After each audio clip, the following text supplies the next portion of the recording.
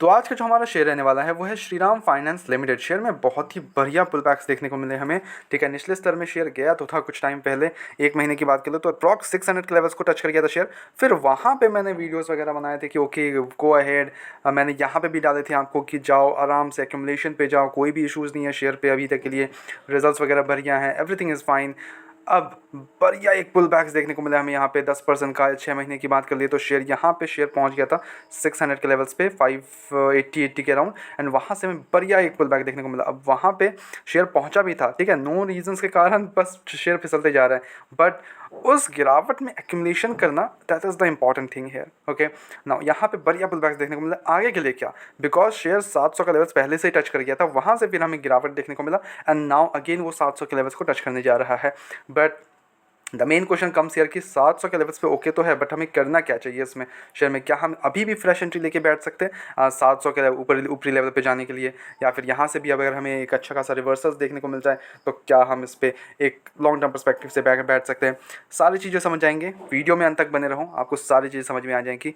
लेके चलता हूँ स्क्रीनर पे और वहाँ चर्चा करते हैं शेयर में क्या ही करना चाहिए हमें। ओके, नाउ यहाँ पे अगर चेकआउट करोगे तो श्रीराम फाइनेंस एक्चुअली करती क्या ये समझना पड़ेगा। Shriram finance part of A Shriram group conglomerate which has significant presence in financing business. Okay, now it's a deposit taking NBFC comprising 1758 branches, 831 rural centers and partnership with 500 private financiers. Okay, now यहाँ पे अगर आप checkout करोगे STFC is engaged in a business of commercial vehicle financing, mainly focused on trucks from pre-owned to new ones. Okay, this is the main important part here. ये gold loans वगैरह कुछ भी नहीं है, only and only vehicle financing वाला काम ये company कर देखती है। ओके, ना शेयर का जो मार्केट कैप वगैरह है वो 1,30,000 करोड़ का मार्केट कैप है। 718 का हाई लगाया था, वहाँ से अगर देखें तो 694 के अराउंड चल रहा है। तो अभी ऑल टाइम हाई को अगर ब्रेक करता है 718 को, देन हमें नेक्स्ट ऑल टाइम हाई बनाते हुए देखने को मिलेगा। अदरवाइज अभी तो 694 पे है। स्टॉक का पी 15 के अराउंड है, very under valued share. Dividend yield अच्छा है 1.43%, ROC ठीक ठाक है, अच्छा है। डेप्ट हम देखेंगे नहीं इस कंपनी में, बिकॉज कोई भी NBFC कंपनीज हो, बैंक्स हो, हम डेप्स वगैरह देखते नहीं है, बिकॉज इनका तो धंधा यही है। ओके, ऑपरेटिंग मार्जिन 72% पे कंपनी ऑपरेट कर रही है। प्रॉफिट ग्रोथ डबल डिजिट है, 13.9। क्वार्टर रिजल्ट अगर देख लें तो 11,536 करोड़ का देखने को मिल रहा है हमें रेवेन्यू, जो कि पिछले ईयर का 9,685 करोड़ का था। वहाँ से बढ़िया जंप देखने को मिला। फाइनेंसिंग प्रॉफिट में जंप देखने को मिला, 2,815 करोड़ से इंक्रीज होकर 3,073 करोड़ का देखने को मिल रहा है। वही फाइनेंसिंग मार्जिन में हमें थोड़ा सा ड्रॉप देखने को मिल गया इस बार जून क्वार्टर में। सितंबर क्वार्टर के रिजल्ट अभी तक आए नहीं है, आई होप सून आ जाए। तो जैसे ही आता है, ओके 31 अक्टूबर हमें रिजल्ट्स अनाउंसमेंट हो जाएंगे। जैसे ही आता है मैं वीडियो बना दूंगा, उसकी चिंता मत करो, बस चैनल को सब्सक्राइब करके रखो एंड नोटिफिकेशन ऑन कर दो, ताकि आपको सारे अपडेट्स रियल टाइम में मिलते रहे। ओके, अगर हम जून क्वार्टर में देख ले तो इनका जो नेट प्रॉफिट था वो 2031 करोड़ से इंक्रीज होकर 2159 करोड़ का देखने को मिल रहा था। एक बढ़िया जंप देखने को मिला हमें रिजल्ट्स वगैरह में। Okay, earning per share 10.76 increase होकर 11.48 का। तो रिजल्ट्स अगर देखें तो काफ़ी बढ़िया रिजल्ट्स देखने को मिल रहे हैं, ऐसा नहीं कि पुअर रिजल्ट्स है, नथिंग इज देयर। ओके, बहुत ही बढ़िया रिजल्ट्स है कंपनी के, इसमें कोई इशूज़ नहीं है। इन्वेस्टर्स का भरोसा देख ले तो 25% प्रमोटर्स होल्ड करते हैं। एफ के पास 40-50% की होल्डिंग एफ लेके बैठे हैं, तो कंपनी समझ लो मोटा मोटी एफ के पास है। DIS की बात करें तो 18% का स्टेक DIS के पास है। पब्लिक का स्टेक यहाँ पे ओनली 6% का स्टेक है। समझ रहे हो बात को? देखो यहाँ पे एफ और DIS का स्टेक हैवीली है, यानी कि कंपनी पे भरोसा है कंपनी को।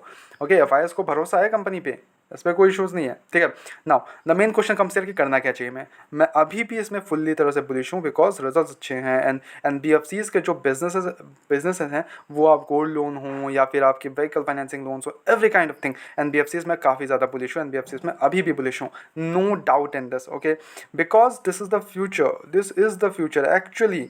This vehicle financing, gold loans, every kind of loans, वो काफ़ी ज़्यादा एक फ्यूचरिस्टिक लगता है। ओके, और वो काफ़ी ज़्यादा बढ़ भी रहा है कॉन्स्टेंटली, वो एक बढ़िया हो जाता है। ठीक है, तो वो लॉन्ग टर्म पर्सपेक्टिव से शेयर में बैठना चाहिए, ऐसा कुछ भी नहीं है। अनटिल रिजल्ट हमें पुअर देखने को मिले, थोड़ा सा हम तब कुछ अलग कर सकते हैं। अदरवाइज रिजल्ट जब तक ओके हैं तब तक मेरे को नहीं लगता इसमें कुछ भी ऐसा बुराई देखने को मिलेगा आपको शेयर में। ओके, प्रमोटर्स की होल्डिंग अच्छी है, एफ और DIS की होल्डिंग अच्छी है, रिजल्ट काफ़ी अच्छे देखने को मिल रहा है, स्टॉक का पी अंडर वैल्यूड है। ओके, वही पीयर्स में अगर आप देख लो कि बड़े बड़े नाम निकल के आते हैं, Bajaj finance, Cholamandalam, Tata capital, Mathur finance, Shriram finance. अब इनमें देखोगे तो श्रीराम फाइनेंस का पी सबसे कम है। हालांकि आई नो सबके बिजनेस टोटली अलग है, बट स्टिल अगर फाइनेंसिंग बिजनेस देखें तो श्रीराम फाइनेंस के जो भी पीस वगैरह हैं वो काफ़ी अंडर वैल्यूड है। तो यहाँ से हमें एक ग्रोथ पर्सपेक्टिव जो है वो बहुत बढ़िया लगता है। ठीक है, समझ रहे हो बात को। And at the same time are are pretty great है, तो इसमें कुछ भी इशूज़ नहीं लगते हैं कि आपको इसमें बेच बाज के निकल जाना चाहिए। आई वोंट थिंक सो, ठीक है। आपको मैं अभी भी बुलिश हूँ, इस पर कोई भी डाउट नहीं है। जितना गिरावट पे मिले आई विल स्टिल ऐड, जितना गिरावट पे मिले I will still add that time, okay. तो ये मेरे तरफ से स्ट्रैटेजी रहने वाला है। बट स्टिल मैं बोलूँगा रिजल्ट्स वगैरह ट्रैक करते रहो। अगर आपसे नहीं होता चैनल को सब्सक्राइब करो, यहाँ पे रिजल्ट्स वगैरह एवरीथिंग अनाउंसमेंट होते रहते हैं। जैसे ही अच्छे कंपनीज़ के रिजल्ट्स आते हैं मैं यहाँ पे लेके आ जाता हूँ। कुछ भी डाउट होता है प्लीज़ कमेंट डाउन, किसी का रिजल्ट्स भी चाहिए वो भी कमेंट कर देना, मैं उस पर वीडियो लेके आ जाता हूँ, ओके। नाउ मेरी तरफ से कोई भी बाय एंड सेल रिकमेंडेशन नहीं है, ओके। अब ऑलरेडी आप अगर ऑल टाइम हाई के आसपास बैठे हो तो ठीक है, कोई इशूज़ नहीं है। आप एवरेजिंग करने का मौका था, आपने गवा दिया, कोई इशूज़ नहीं है। जितना डिप में मिले आप ऐड कर सकते हो, उसमें कोई इशूज़ नहीं है। Eight the same time fresh entry, मैं अभी भी बोलता हूँ कि फ्रेश एंट्री अगर आप ले लोगे एक लॉन्गर पर्सपेक्टिव से हिसाब से, तो मैं अभी भी बुलिश हूँ, कोई भी इशूज़ नहीं है इस पर, ओके। बट मैं स्टिल बोलूँगा जितना डिप में मिले आप उतना ऐड करो और मेरा स्ट्रैटेजी अपना, यानी कि 25% अभी डिप्लॉय करो, then again wait for a fall कि ओके ठीक है, कुछ रीजंस के कारण फॉल आता है, 10% का गिरावट देखने को मिला हमें जो 25% पे थे। अब उनमें अगर 10% आता है drop, then we will add some 25% again more. तो ऐसे करके डिप्लॉय करूँगा अपना जितना पैसा इसमें मेरे को डालना हो, ओके। मैं ये स्ट्रैटेजी अपनाऊंगा। अदरवाइज देखो मेरी तरफ से कोई भी पैसा रिकमेंडेशन बिल्कुल भी नहीं होता मेरी वीडियोस में, तो प्लीज़ टेक इट एज अपने एजुकेशनल पर्पस के तौर पे वीडियो को देखो, चीज़ों को समझो। कुछ भी डाउट होता है प्लीज़ कमेंट डाउन। ऐसे रेगुलर अपडेट्स के लिए चैनल को सब्सक्राइब करो, वीडियो को लाइक करो। मिलते हैं नेक्स्ट वीडियोस में।